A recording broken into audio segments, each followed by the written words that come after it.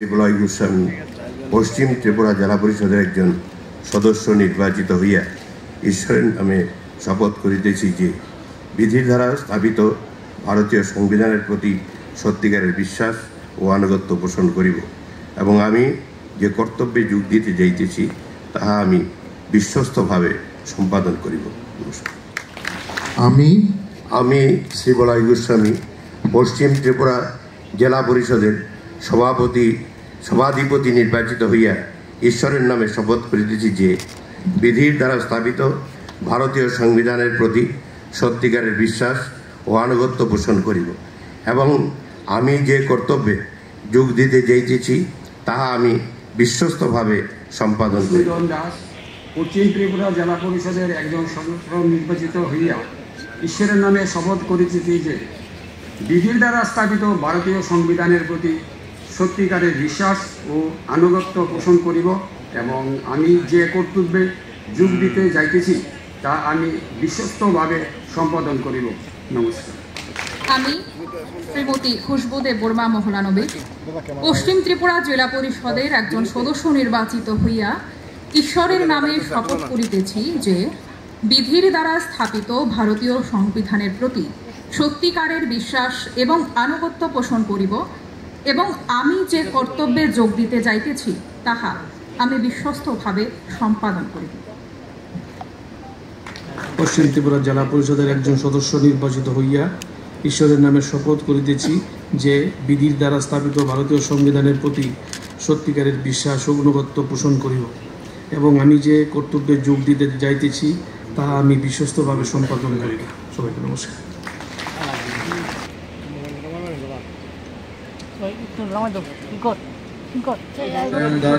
পশ্চিম ত্রিপুরা জেলা পরিষদের একজন সদস্য নির্বাচিত সেন মহোদয়াকে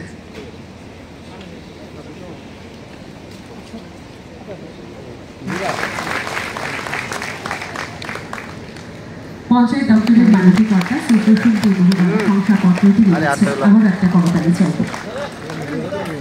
শুভকারী সভাধিপতিকে অনুষ্ঠানের শেষে বরখাস্ত করছেন আমাদের আজকের মুখ্য অতিথি রাজ্যের মাননীয় মুখ্যমন্ত্রী প্রফেসর ডাক্তার মানিক। সকলে একসাথে ছবি তোলার জন্য অনুগ্রহ করছিল, তো আপনারা যারা আছেন নবনির্বাচিত 17 জন আপনারা যদি একটু অনুগ্রহ করে সামনে আসেন তাহলে আজকের মুখ্য অতিথি এবং বিশেষ অতিথিদের সাথে একটা পারস্পরিক ছবি হয়ে যাবে।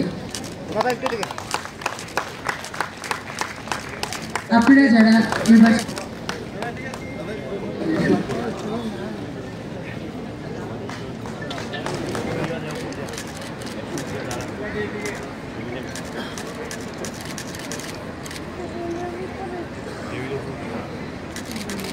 অনুষ্ঠানে আমাদের মাঝে উপস্থিত আছেন ত্রিপুরা সরকার আজকে, এবং আমরা জানি যে পঞ্চায়েত হচ্ছে রাজ্যের উন্নয়নের একটা মূল ভিত্তি। আমি সব জায়গায় সবসময় বলি যে আমাদের কেন্দ্রীয় সরকারই হোক রাজ্য সরকারই হোক, যে কোনো প্রকল্প সেটা যখনই তার রূপায়ণ করার প্রশ্ন দাঁড়ায় সেটা কিন্তু আলটিমেটলি গিয়ে দাঁড়ায় ত্রিস্তরীয় পঞ্চায়েত, এবং পঞ্চায়েত হচ্ছে আমাদের মূল ভিত। মাননীয় প্রধানমন্ত্রী নরেন্দ্র মোদীজি বারবার এই বিষয়টার উপর সবসময় জোর দেন। আমি যেটা বলি যে পুকুরের মাঝখানে যখন একটা ঢিল আমরা ছুঁড়ি তারপর আস্তে আস্তে করে তার ঢেউ কিন্তু পাড়ের দিকে যায়, এবং ত্রিস্তরীয় পঞ্চায়েত হচ্ছে ঠিক এইরকম পাড়ের মতো। সমস্ত প্রকল্প যোজনা যা যা থাকে বেনিফিশিয়ারি সব কিন্তু এই ত্রিস্তরীয় পঞ্চায়েতের মাধ্যমে মানুষের কাছে আমরা পৌঁছাই। আপনারা জানেন যে কিছুদিন আগে আমি দিল্লিতে গিয়েছিলাম, প্রধানমন্ত্রীজি সেখানে ছিলেন, আমাদের হোম মিনিস্টার সাহেবও ছিলেন। সেখানে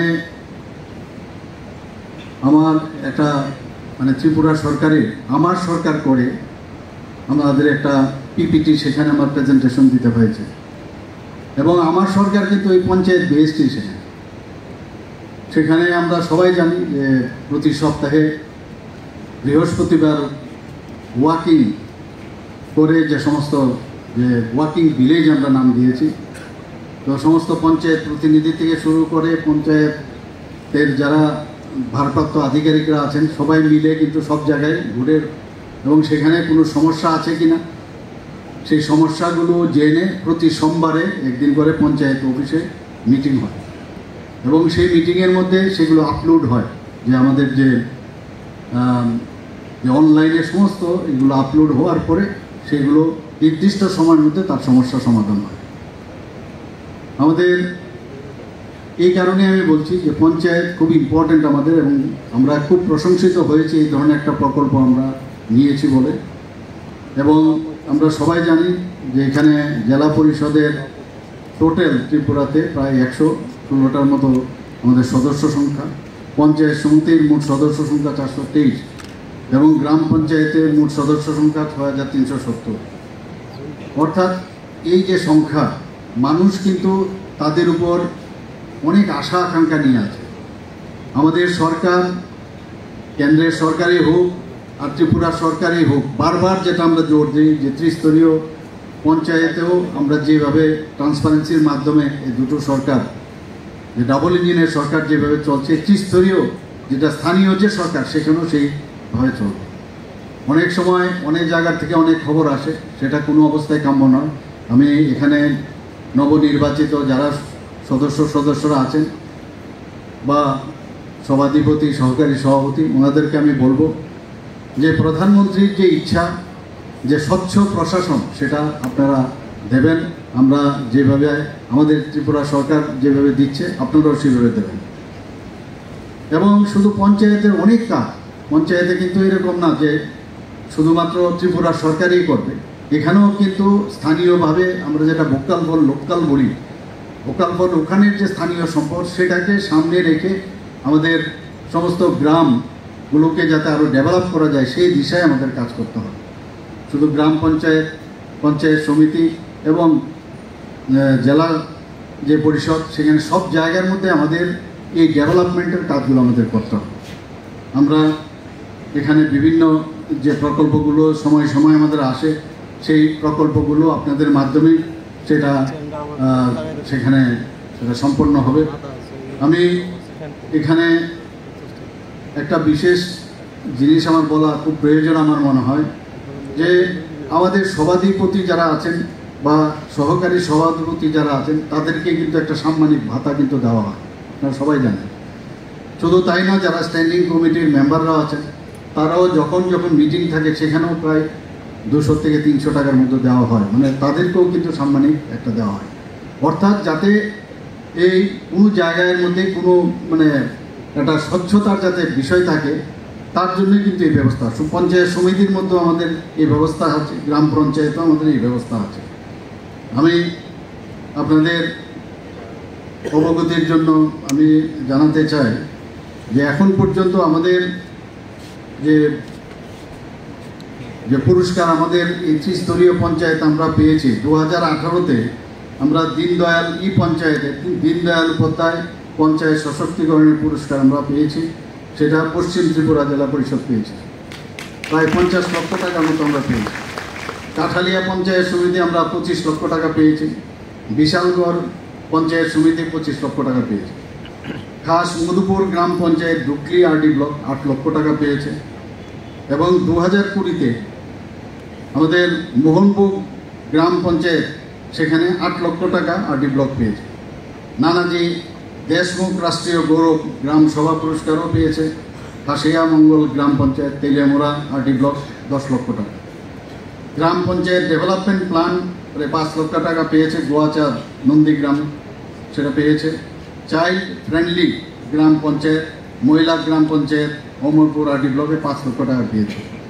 দীনদয়াল উপাধ্যায় পঞ্চায়েত সশক্তিকরণ পুরস্কার সেটাও পেয়েছে গুমতি জেলা পরিষদ, চরিলাম পঞ্চায়েত সমিতি, ডুকলি পঞ্চায়েত সমিতি, উত্তর চরিলাম গ্রাম পঞ্চায়েত, চরিলাম আরডি ব্লক, সেখানে 25 লক্ষ টাকা করে পেয়েছে।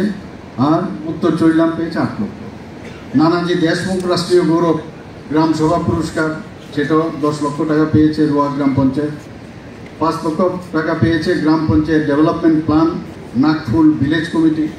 5 লক্ষ টাকা পেয়েছে চাইল্ড ফ্রেন্ডলি। আমরা জানি যে সেখানে মহিলা এবং যারা ছোট ছোট ছেলেমেয়েরা আছে তাদের নিয়েও নিয়মিত পঞ্চায়েতের বৈঠক হয়। তাদের বিভিন্নভাবে পঞ্চায়েত সমিতিতে 25 লক্ষ টাকা পেয়েছে, চরিলাম পঞ্চায়েত সমিতি 25 লক্ষ টাকা পেয়েছে। এরকম পশ্চিম ইছাইলাল ছড়া গ্রামে 8 লক্ষ টাকা পেয়েছে। বিলথই গ্রাম পঞ্চায়েত 12 লক্ষ টাকা পেয়েছে। নানাজি দেশমুখ রাষ্ট্রীয় গৌরব গ্রাম সভা পুরস্কার 10 লক্ষ টাকা এবং গ্রাম পঞ্চায়েত ডেভেলপমেন্ট প্ল্যান সেখানেও ঈশানচন্দ্রনগর গ্রাম পঞ্চায়েত বুকলি 5 লক্ষ টাকা পেয়েছে। কার্বন নিউট্রাল বিশেষ পঞ্চায়েত পুরস্কার 2023 সেটাও 1.5 কোটি টাকা আমাদের কুমারঘাট ব্লক উপদেষ্টা কমিটি পেয়েছে, বাগমারা ভিলেজ কমিটি সেটা পেয়েছে। আমি এইগুলো বলার উদ্দেশ্য হচ্ছে আমাদের সর্বভারতীয় স্তরে আমাদের ত্রিস্তরীয় পঞ্চায়েত চালানোর ক্ষেত্রে আমাদের উল্লেখযোগ্য একটা স্থান আমাদের কিন্তু সারা ভারতবর্ষের মধ্যে আমাদের আছে। আমাদের যারা পঞ্চায়েত থেকেও কিন্তু বিভিন্ন সময়ে বাইরেও ট্রেনিংয়ের বাইরে ট্রেনিংয়ের জন্য গেছে, শিক্ষার বিষয় যেখানে দাঁড়ায় তাদেরকে এখানে তো আজকের এই শপথের পরে তাদের কিন্তু ট্রেনিং দেওয়ারও ব্যবস্থা থাকে এবং পরপর ওনাদেরকে ট্রেনিংয়ের ব্যবস্থা আছে কীভাবে পঞ্চায়েত চালাতে হয় এবং বাইরেও যায়। এবং আমাদের পঞ্চায়েত থেকেই এই ত্রিপুরার থেকে একজন কিছুদিন আগে আমেরিকায় পর্যন্ত গেছে, আপনারা সবাই জানেন। এবং এত সুন্দরভাবে ওখানে ওনার ভারতবর্ষকে এই ত্রিপুরার যে পঞ্চায়েত কীভাবে চালানো হয় সেখানে উনি বলতে পেরেছেন এবং অত্যন্ত সম্মান সেখান থেকে কুড়িয়ে এনেছেন। কাজে পঞ্চায়েতকে আমাদের মূল ভিত আমাদের ভারতে সেটা হচ্ছে পঞ্চায়েত। আমি আশা করি আজকের এখানে যারা যারা এই শপথ গ্রহণ নিয়েছেন এবং যারা এখানে ওত নিয়েছেন, ওতের প্রতিটি শব্দ তাদের মনে যেন সবসময় থাকে এবং সেটাকে যেন ইমপ্লিমেন্টেশনের ক্ষেত্রে আমরা দেখব যে সেটা যেন হয়। এবং অনেকে অনেক কথা বলে, কিন্তু আমাদের সরকার অত্যন্ত স্বচ্ছ সরকার, আমাদের পঞ্চায়েত অত্যন্ত স্বচ্ছ সরকার, আমাদের যেখানে আমাদের মিউনিসিপ্যালিটিগুলো আছে এএমসি থেকে শুরু করে নগর পঞ্চায়েত সবকটাই কিন্তু স্বচ্ছতার সাথে কাজ করছে। আমি একটাই বলবো যে আমরা মানুষ যখন আমাদের সুযোগ দিয়েছে সেই সুযোগের সদ্ব্যবহার করা উচিত এবং আগামী দিন এই পশ্চিম ত্রিপুরা জেলা পরিষদের যারা নবনির্বাচিত সদস্য, সভাধিপতি এবং সহকারী সভাপতিদের তারা আমি বলবো যে ভালোভাবে কাজ করুক এবং মানুষের জন্য কাজ করুক। এই কথাগুলো বলে আমি আমার বক্তব্য শেষ করছি। নমস্কার, জয় হিন্দ।